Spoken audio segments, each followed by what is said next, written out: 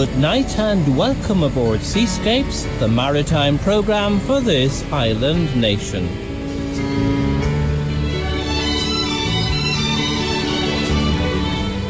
I'm encouraged by the interest in the marine sector following last week's Seascapes when we reported on the Follow the Fleet project being introduced by the Marine Institute to the country's national schools. The Institute has told me that after we went off air... Rainfall has returned to normal levels in Gamza. We would like to thank Marine Manufacturing in Athy, County Kildare for turning on the area.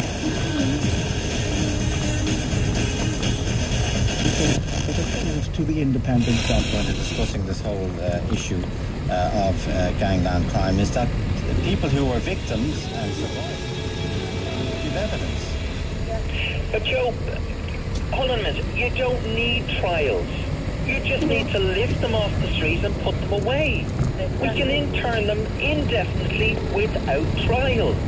So why do we need courts? Why do we need victims? Why do we need testimony? Okay, everyone knows who Brian Meehan is. Don't tell me we couldn't, if we wanted to, say, sorry, Brian, we know what you're doing. You're staying in Mountjoy. Good luck.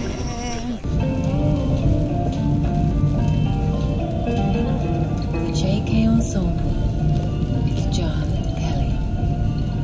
And some Mahler next. Symphony number 2, also known as Resurrection. We're certainly not going to play all of it because we'll be here until Thursday week. But I think we'll play the opening movement. Here is Sir Simon Rattle. I casually called him Simon the other day. I know I played Sir Simon Rattle. And here he is with the City of Birmingham Symphony Orchestra. And the opening movement of Mahler's Symphony number 2.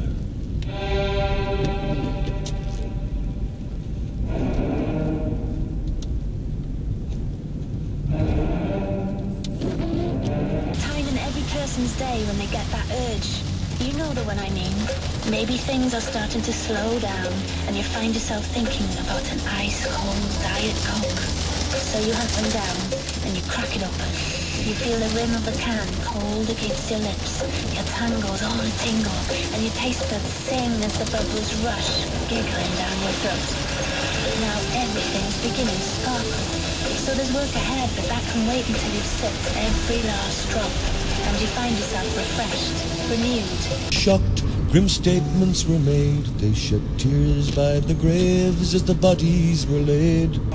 Bets which we're still paying for. Yes. You're saying that this government cannot cut those kind of services. They've got to find another way. They've waited in vain for 4 years. It seems like our leaders shed crocodile tears. Just to kind of suppose I thought that we do. I think as a society we are improving. I think it's going to be a slow process. People like him who've consistently been highlighting.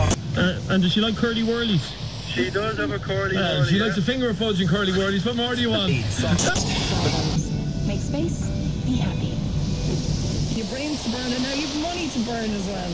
So much. Drink for me. Well done, Sandra Hickey.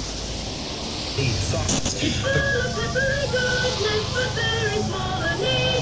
Nothing or but is just enough to give your kisses. It wasn't a Large Hadron Collider as well. This is the level of detail that they've had to go into to make sure that this thing doesn't obviously blow up the world, which is our theme of today. It's starting up a major new particle accelerator takes much more than flipping a switch. Thousands of individual elements have to work in harmony. Timings have to be synchronized to under a billionth of a second, and beams finer than a human hair have to be brought into head-on collision. Today's success puts a tick to the first of these steps, and over the next few weeks, as the LHC's operators gain experience and confidence with the new machine, the machine's acceleration systems will be brought into play and the beams will be brought into collision to allow the research programs to begin. So we're looking forward to hearing more about that. But as we mentioned at the start of the show, is that some people have got very, very freaked out by this whole thing. And Master is going to be telling you how to turn your wardrobe into lethal weapons up next. Text the inbox now, 53981 for 20 cents. European Car of the Year 2008, Siobhan's Fiat 500.